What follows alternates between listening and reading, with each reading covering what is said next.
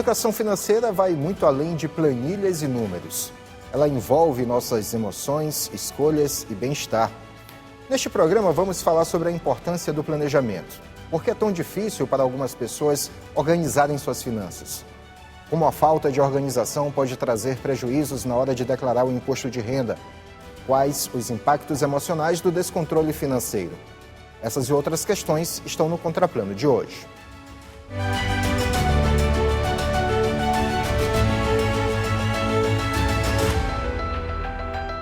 Olá, estamos começando mais uma edição do Contraplano, nosso debate semanal de assuntos que geram interesse na população. Nosso tema hoje é educação financeira. Para esta conversa, convidamos o professor e consultor de investimentos Luiz Trabuzzi, o educador financeiro e contador Charleson Campos e a médica de saúde mental e psiquiatria, doutora Tamires Cruz.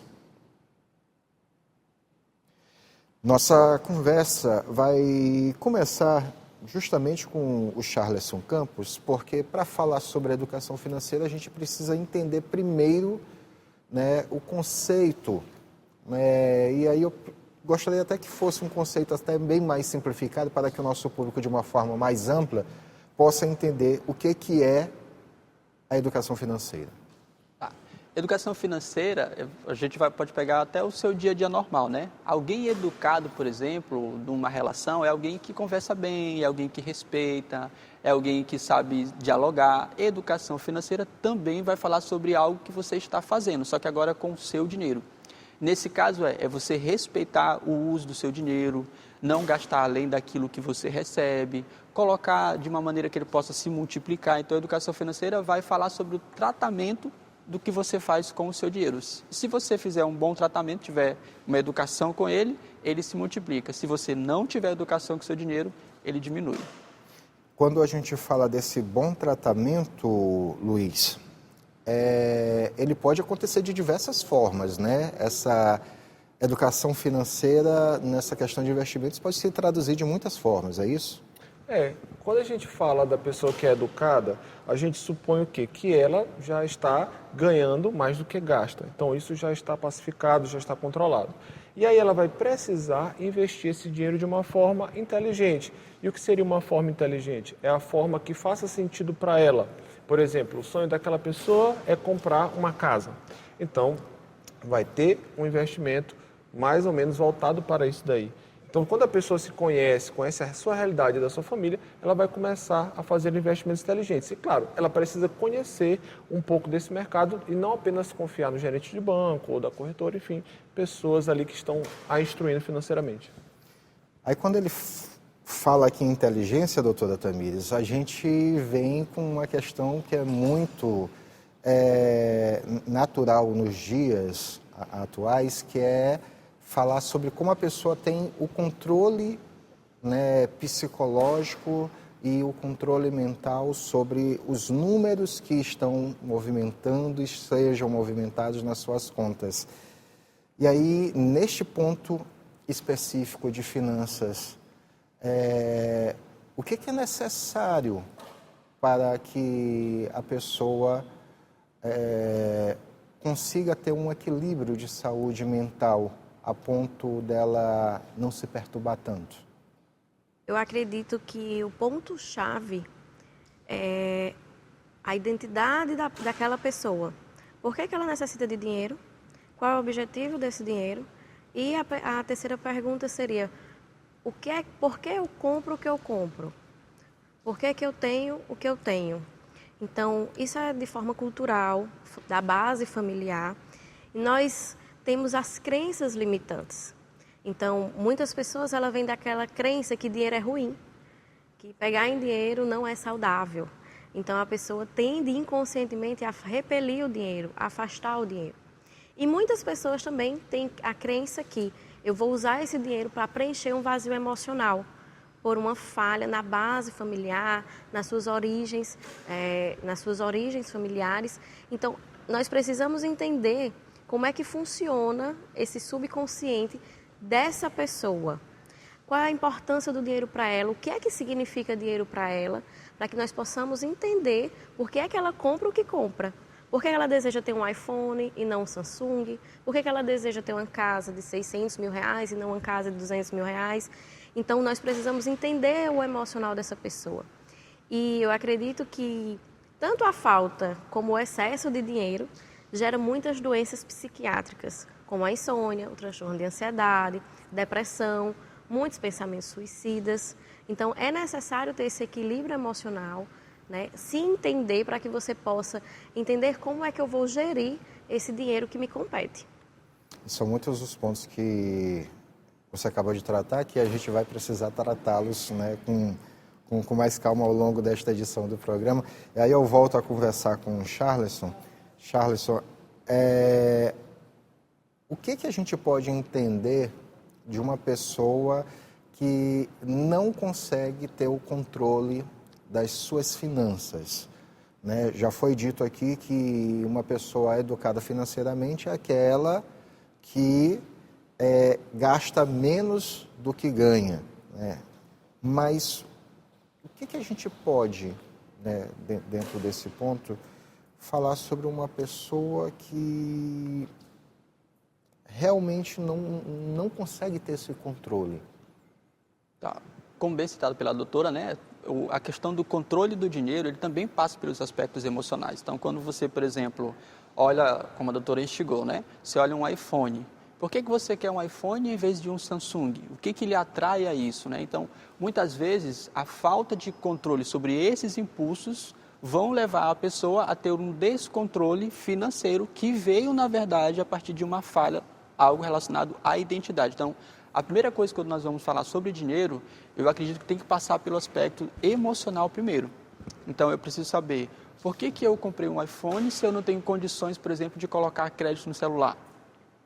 Por que, por exemplo, eu comprei, vamos supor, um carro, mas eu não tenho condições de colocar combustível naquele carro?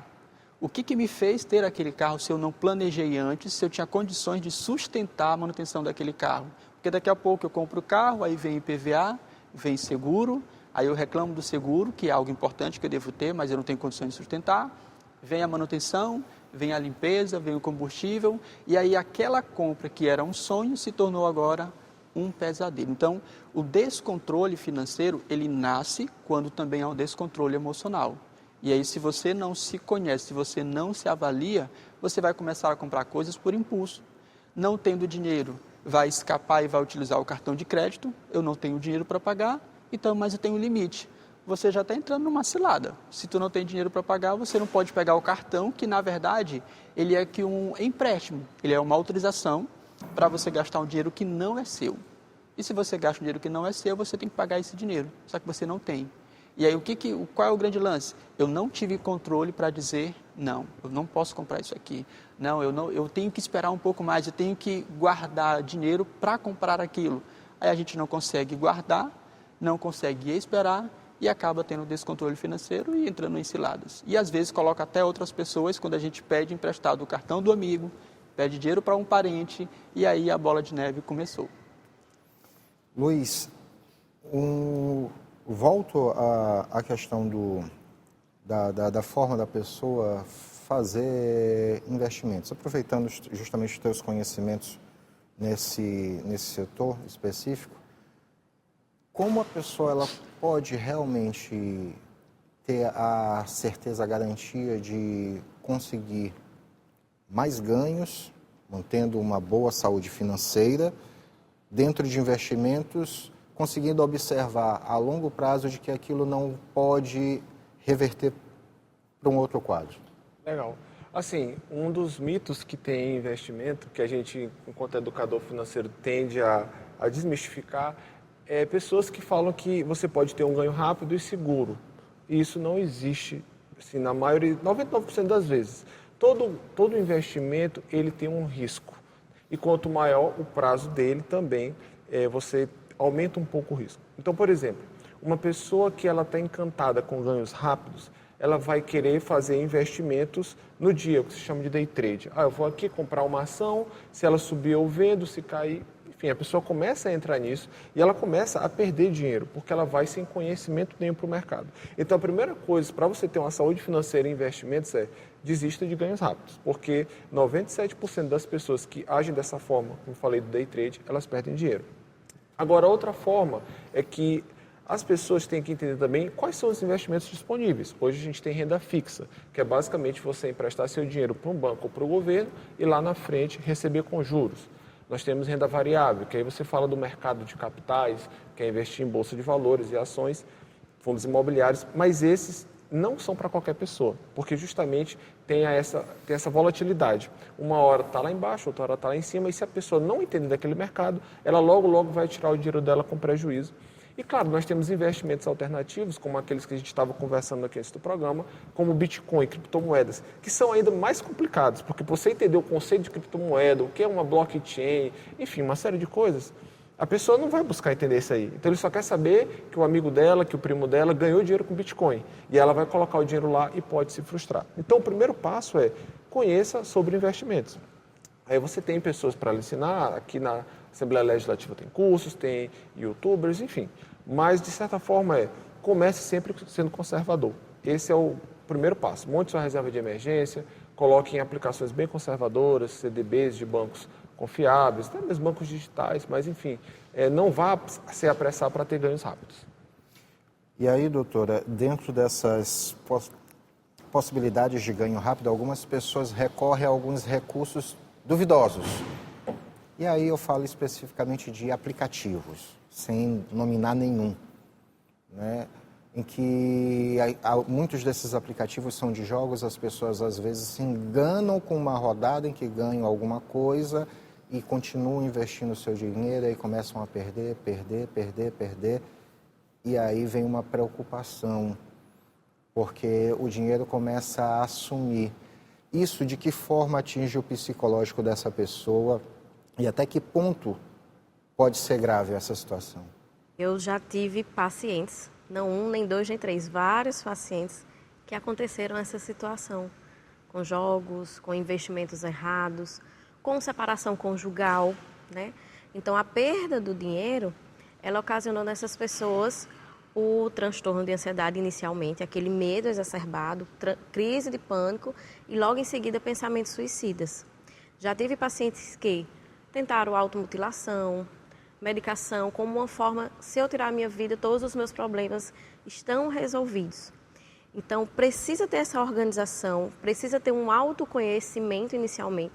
Eu acho que primeiro para você tem que ser inicialmente. Então, você tem que ser uma pessoa controlada, traçar metas, objetivos, planos, o que é que eu vou fazer da minha vida? E seja em todas as áreas da vida, não só profissional, mas pessoal, os relacionamentos. A partir desse ponto é que eu vou pensar em ganhar dinheiro. Qual a forma que eu vou ganhar dinheiro?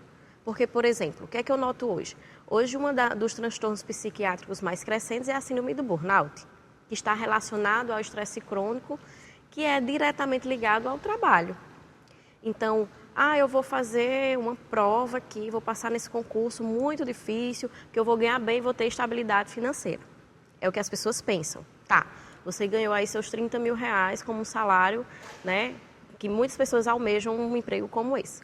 Mas o ambiente de trabalho é tão tóxico que você acaba desencadeando problemas psiquiátricos e chega a tal ponto que esse valor que você ganha não paga mais a sua saúde física nem a sua saúde mental. Porque você começa, além do estresse crônico, desenvolver insônia. Então, a partir do momento que eu desenvolvo insônia, que as pessoas acham que é uma doença basicamente neurológica, mas é uma doença psiquiátrica. É uma doença ligada à saúde mental. E as pessoas não dão importância ao fato de dormir bem. Acham que é um luxo dormir bem. Quando, na verdade, eu só posso processar as minhas reações metabólicas corporais e mentais a partir do momento que eu durmo bem. Não adianta você suplementar, fazer academia, ter uma boa alimentação se eu não durmo. Então, esse é o primeiro passo, cuidar do sono. Após o sono, vem a alimentação, a atividade física, tudo que é pregado no dia a dia. Feito isso, né, você estando bem estabelecido com você mesmo, é que eu posso definir qual é o tipo de emprego que eu vou ter. Porque se eu faço uma aposta errada, falando de trabalho, você vai desenvolver outros problemas ligados a esse trabalho. Hoje, a maioria dos meus pacientes são pessoas, grandes empresários, que trabalham no judiciário, por exemplo, e que não aguentam a pressão psicológica do ambiente de trabalho. E chega um momento que, quando ele tira do salário bruto, né, os impostos que tem que pagar, as contas do dia a dia, o que sobra não dá para pagar a saúde mais. Já chegou a um ponto que é irreversível. E aí, não só para as doenças psiquiátricas, mas também para as doenças físicas, né? Então, você tem que partir a priori como é que eu vou ganhar esse dinheiro. Como é que vai ser as minhas fontes de renda? Essa fonte de renda é saudável ou não é saudável? É um ambiente tóxico ou não é um ambiente tóxico? E muitas vezes eu pego esses pacientes e faço uma conta matemática mesmo. Olha o que você ganha, tirando o que você precisa para viver, né? E o que sobra, não dá para você ter um lazer adequado, não dá para você viajar, não dá para você ter um tempo de descanso, porque esse valor que sobrou, você agora vai gastar com a sua saúde.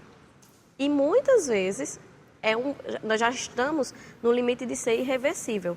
Quando o paciente tem só uma doença propriamente dita, uma doença crônica, mas tem pacientes, eu já tive pacientes que têm pensamentos suicidas, cometem automutilações, intoxicações exógenas por medicações. Então, é necessário primeiro fazer uma autorreflexão, né, passar para aquele processo de autoconhecimento para fazer definições na vida, inclusive a escolha do trabalho.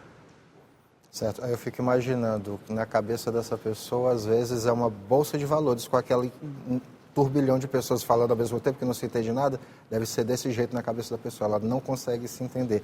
E aí, Charleson, queria voltar contigo, saber como que a pessoa pode, a partir da sua realidade, né, já foi de certa forma até pincelado isso aqui já neste primeiro bloco, mas eu queria saber de que forma que a pessoa, a partir da sua realidade, ela pode alcançar alguns sonhos, mas sem perder a visão de realidade. Mas a resposta me dá no próximo bloco. Momento do nosso primeiro intervalo no Contraplano, já voltamos.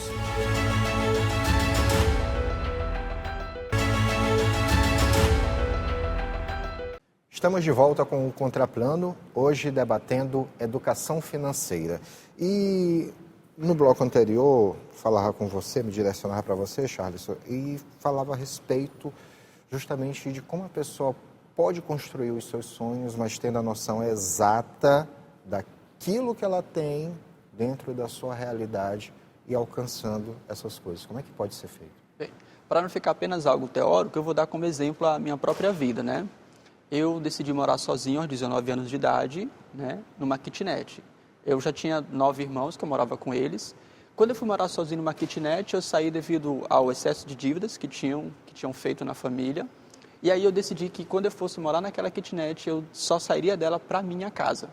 E eu tinha um histórico que eu só vivia de casa alugada o tempo todo. Então, a cada 2, 3 meses, eu saía de aluguel de uma casa para outra. Isso, a família saía. Né? Eu sou filho, minha mãe teve 10 filhos. Quando eu vou morar sozinho, a minha mãe já tinha falecido aos meus 14 anos, eu não sabia que era o meu pai. Então, quando eu vou morar sozinho numa kitnet aos 19 anos de idade, eu decidi que eu só sairia para minha casa à vista. Então, qual foi o primeiro passo? Entender a minha realidade. Onde é que eu estou hoje? Eu estou numa kitnet, na época, em 2008, eu ganhava R$300. Então, o salário mínimo era bem próximo disso. Então, sei da minha realidade. Se eu começar a guardar a partir de R$300, que é o que eu ganho, tinha que pagar o aluguel da kitnet, eu ia demorar anos e anos para fazer isso. Então, que era comprar minha casa.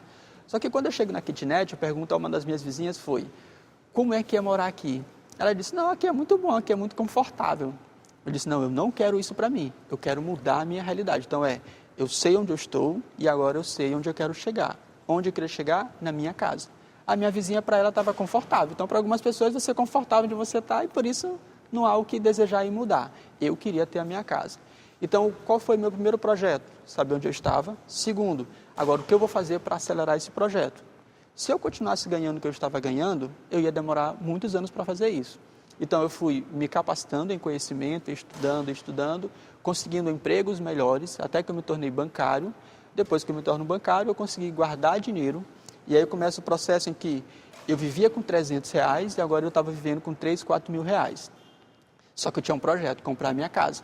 Então, quando você melhora um pouco a condição financeira, se você começar a querer gastar para curtir um pouco mais, ter algo melhor, você vai sair do seu projeto inicial.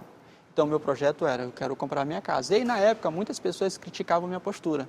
Ele é bancário e a gente não vê ele aí charlando no shopping, não vê ele na praia, gastando no restaurante. Não, porque eu sabia o que eu queria fazer. Então, eu acelerei o processo, ganhando um pouco melhor, mas mantive meu padrão de vida. Passou-se 6 anos, eu consegui comprar minha casa à vista. E agora as pessoas que criticavam, agora perguntam, como você fez isso?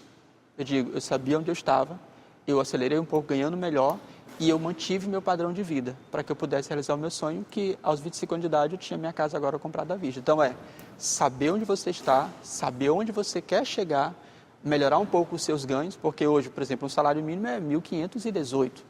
Não acho que salário mínimo você vai conseguir fazer muita coisa não, porque a alimentação está mais cara, o consumo das coisas, o preço aumentaram, então você precisa muitas vezes pensar em... Por isso que a gente brinca na educação financeira. Quem ganha um salário mínimo, infelizmente, entenda isso. Com muita tristeza eu digo isso. Você não vive, você sobrevive.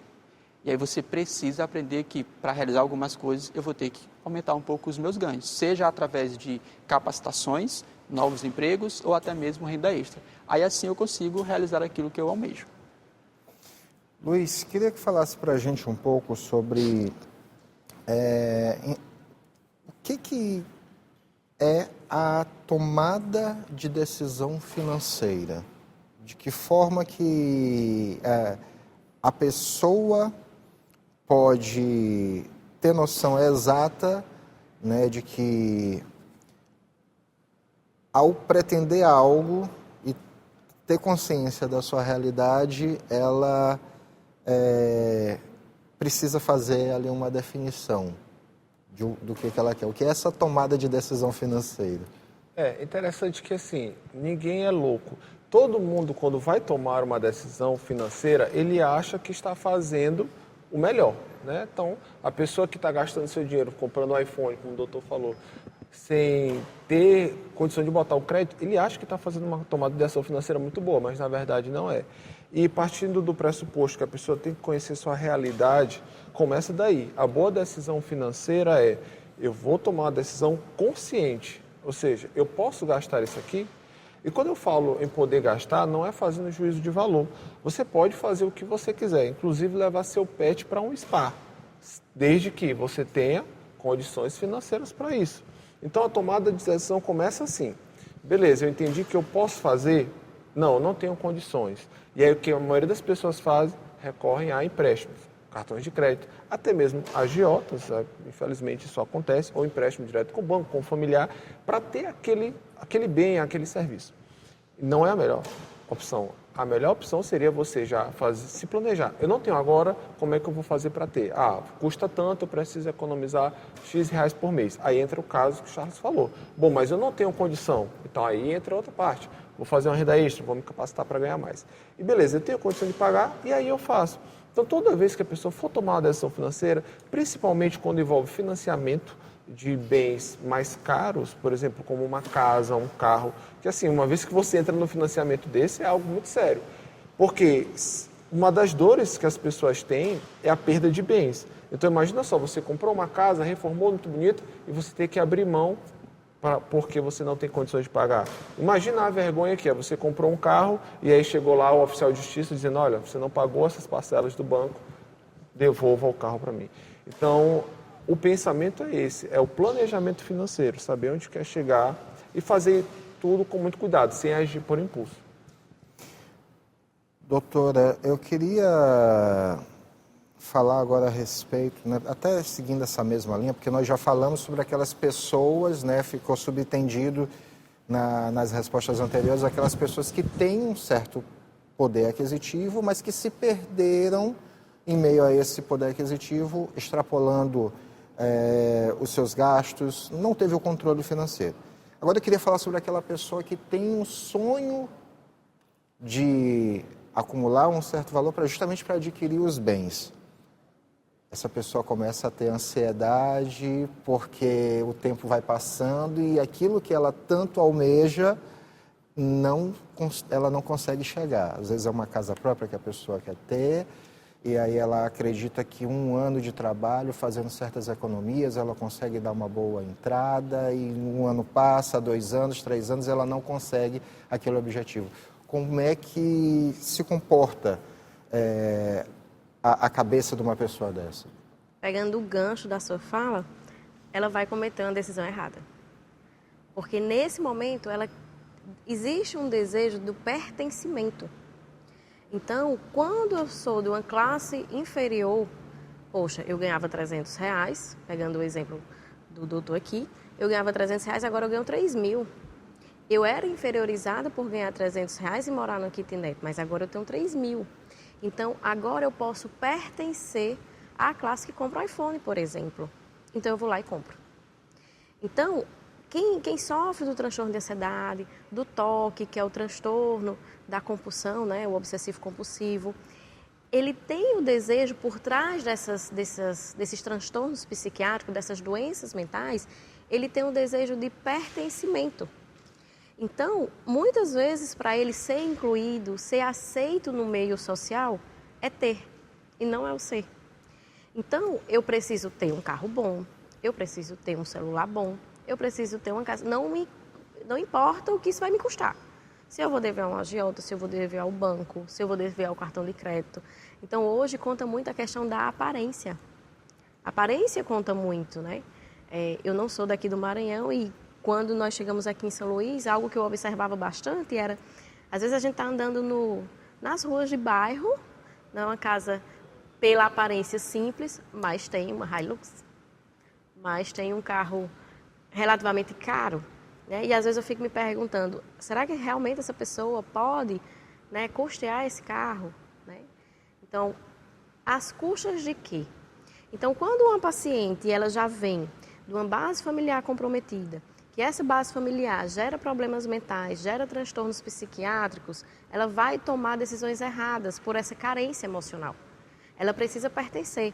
Então, por ter um vazio constante, na primeira oportunidade que ela tiver dinheiro, né, falando do papel, do dinheiro em si, ela vai cometer uma decisão errada, porque ela vai precisar ter aquilo. Não importa a consequência, mas naquele momento ela precisa. Isso é muito visto no transtorno do TOC, da compulsão.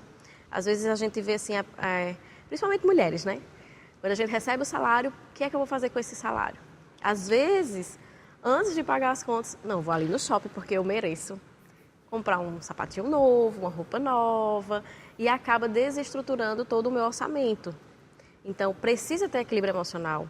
O primeiro passo é você olhar para as doenças mentais. Eu sei que, mesmo no século XXI, mesmo com as campanhas Janeiro Branco, Setembro Amarelo e as demais, as pessoas ainda têm muito preconceito quando dizem eu vou ao psiquiatra, ou eu vou ao psicólogo, ou vou fazer minha terapia.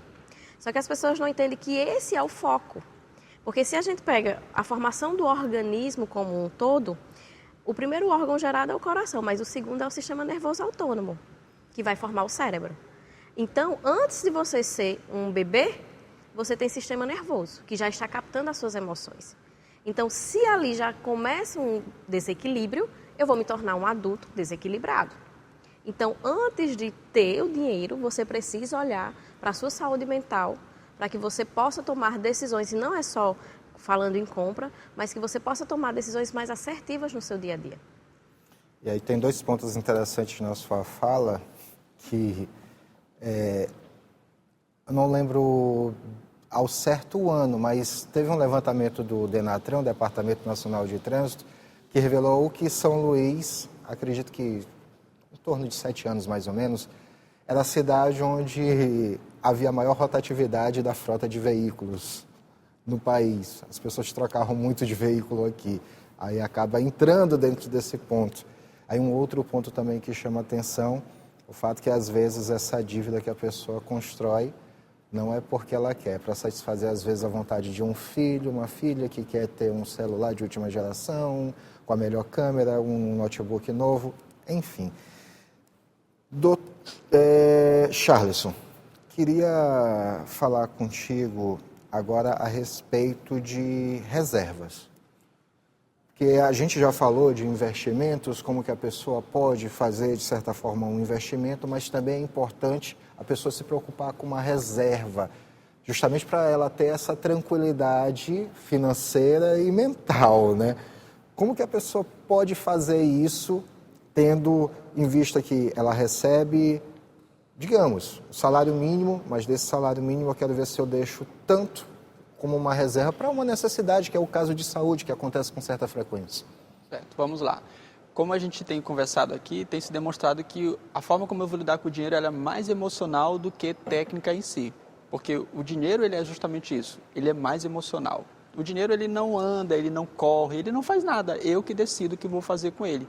E as minhas emoções que me conduzem vão encaminhar para o que eu vou fazer. Então a primeira coisa é reserva de emergência. Qual a primeira parede que nós temos que quebrar?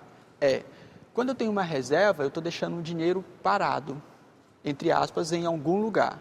Quando eu digo assim, poxa, imagine que eu fiz uma reserva, eu estabeleci, vamos supor, né, dependendo da sua realidade, você decidiu guardar todo mês 10% do seu salário. Então, pega em 1.518, eu decidi guardar ali R$158. Pronto. Tá, 151, perdão. Só que aí, 2 meses se passaram, eu já tenho R$300. 3 meses eu tenho 450. Aí você olhou ele parado e falou assim, não, o que esse está fazendo parado aqui? Ele podia estar fazendo alguma coisa, porque não tem sentido eu deixar uma reserva, porque a gente nunca está se preparando que algo vai acontecer. Por isso que eu gosto muito, eu aprendi isso, né? Eu utilizo hoje o termo reserva de emergência e reserva de oportunidade, né? Então, o que é essa reserva de oportunidade? É quando surgir alguma coisa que ela tem um preço mais caro, mas que está mais barato, e eu, como eu tenho uma reserva, eu aproveito e adquiro aquilo, seja um imóvel, seja um terreno, qualquer outra coisa, um carro que alguém apresentou mais barato. Um carro à vista que sai muito mais barato que um carro financiado. Exatamente, um carro à vista que sai muito mais barato em caso de financiado, ou seja, só que o grande lance é, eu estou deixando o dinheiro parado.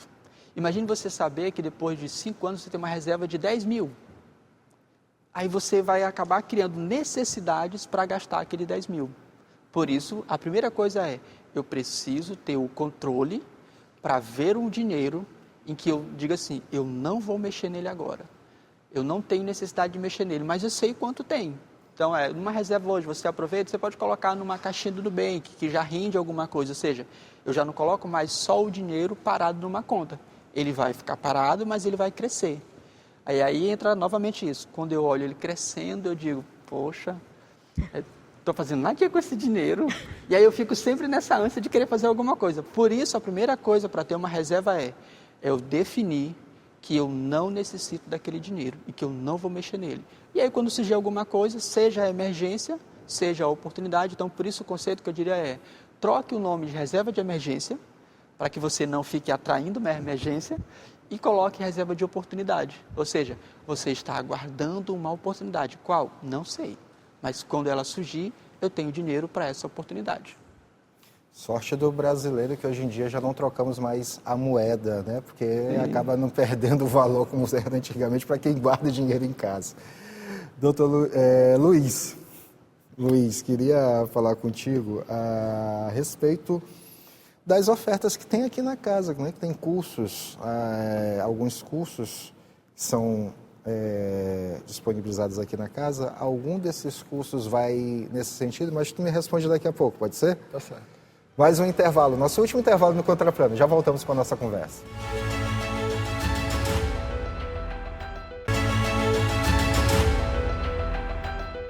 De volta com o último bloco do Contraplano, hoje debatendo a educação financeira. Participam desse debate o professor e consultor de investimentos Luiz Trabuzzi,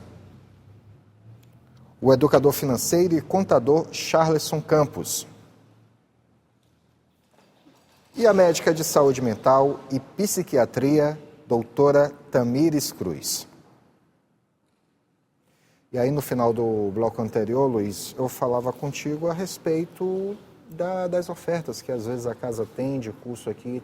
Tem algo nesse sentido de mostrar tanto para o público interno como para o público externo, de como as pessoas podem se educar financeiramente? Tem algo que é tratado aqui na casa?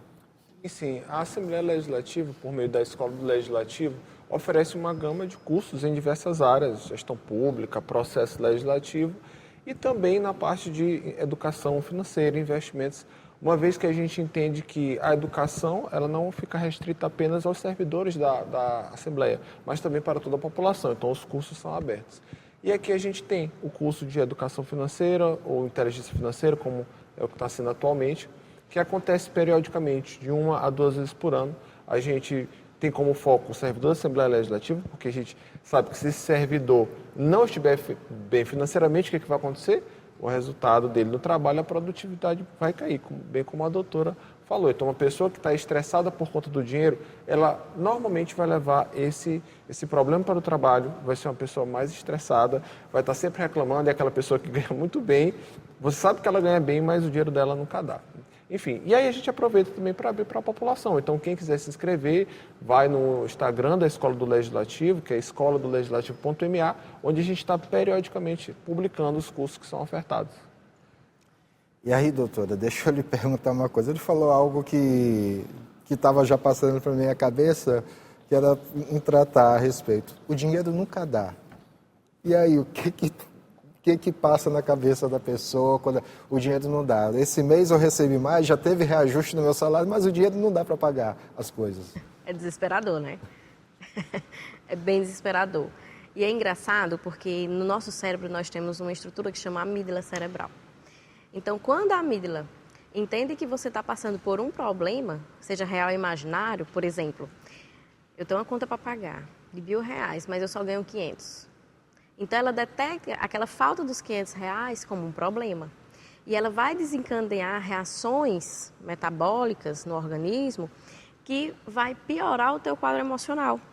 Porque a primeira coisa que ela vai fazer é se comunicar com o coração, vai dizer, olha, eu preciso de mais sangue, mais oxigênio, porque a Tamires está passando por um problema. Então, a gente precisa ligar o sistema luta e fuga.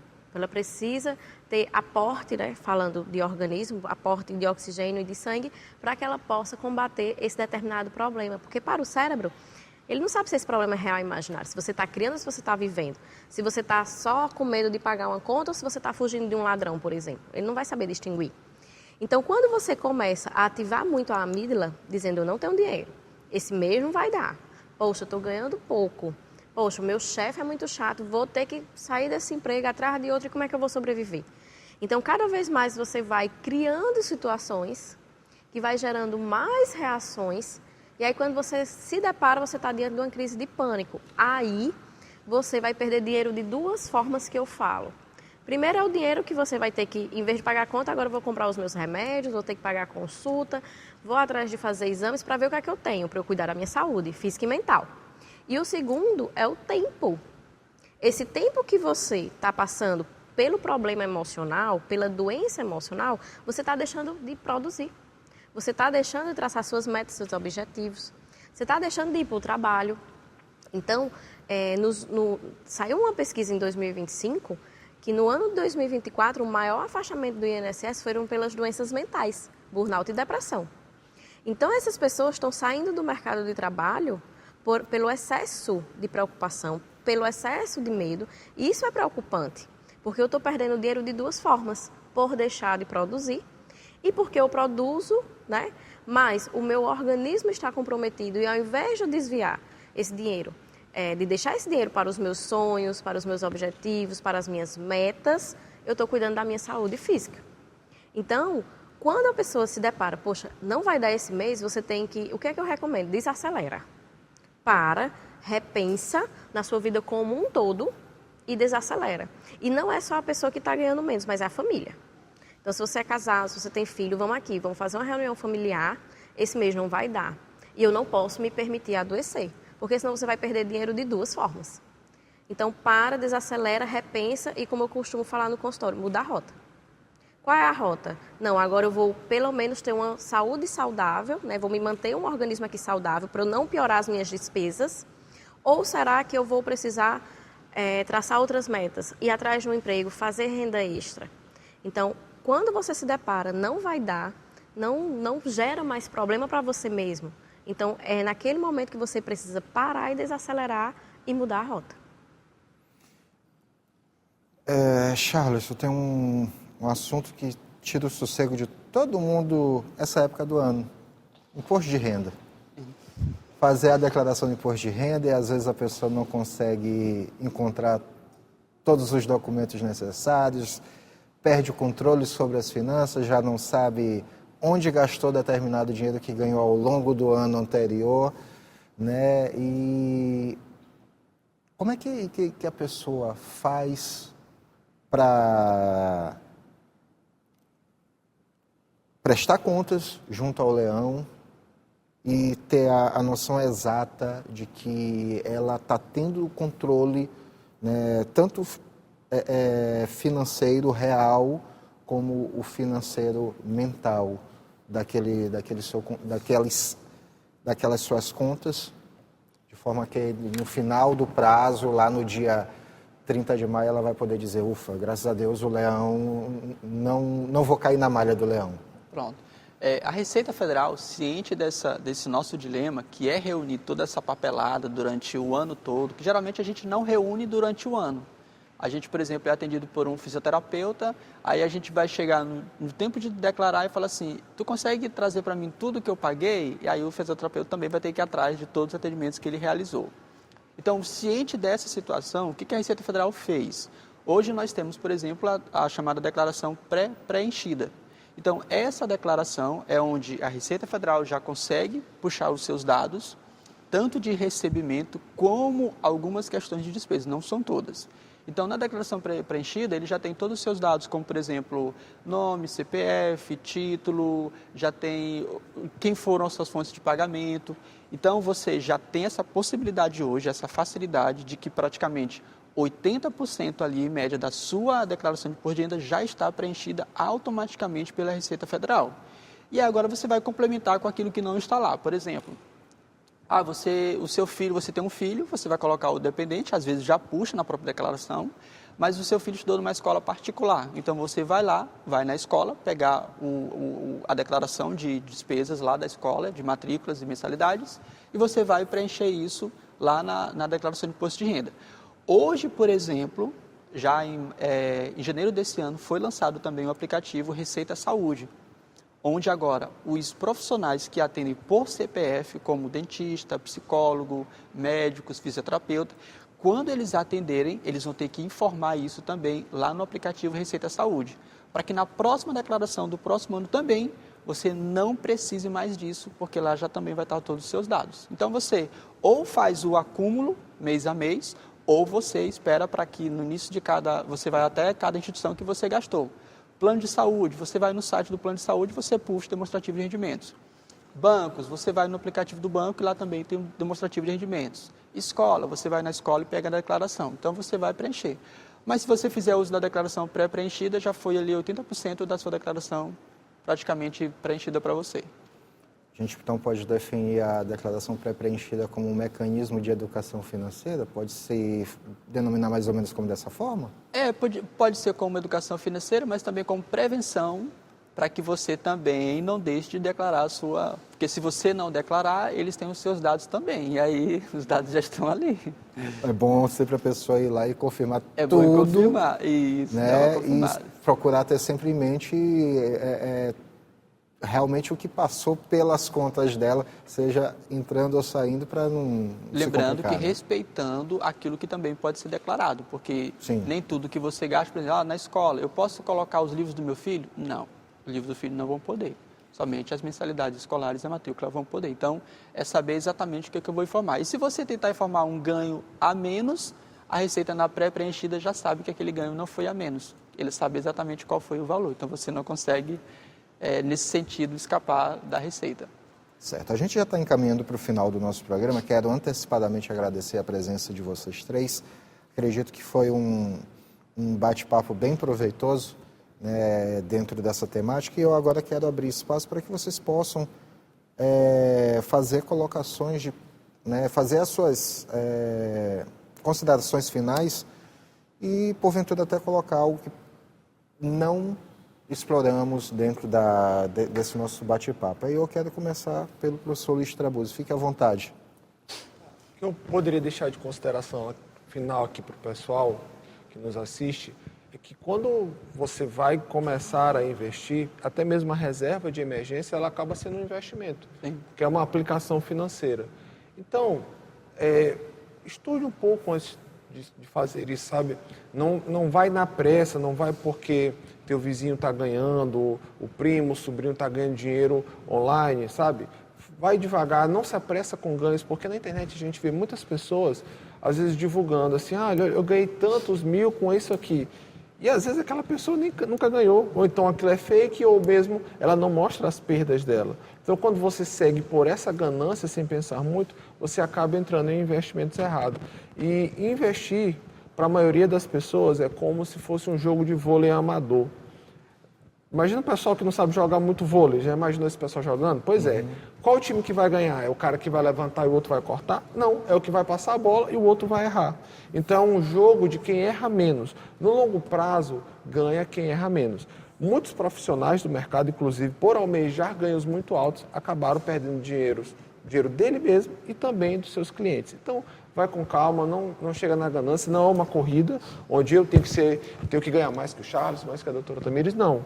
Você está ali, é você e você, é o patrimônio seu, da sua família, então vai com calma, comece na renda fixa, aplicando em CDB, de liquidez diária, que pague pelo menos 100% do CDI, sei que não dá para explicar isso aqui, mas se você vê o nome lá, liquidez diária, 100% do CDI, já é um caminho de um investimento conservador para você começar. Então, o importante é começar cedo. Quem começa cedo, começa melhor do que quem demora muito a começar. Investimento é tempo e dinheiro.